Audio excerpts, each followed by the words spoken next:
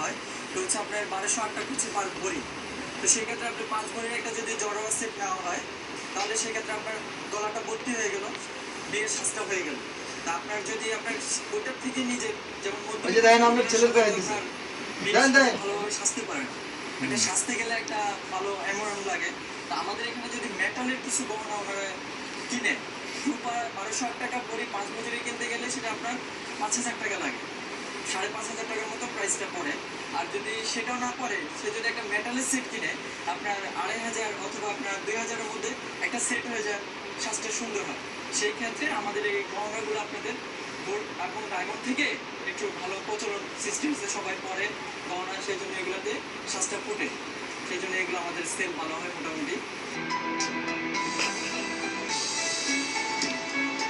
শেষ এবার শুনতে এই যে আমাদের দোকানে সেট এবার ফেস নতে চাল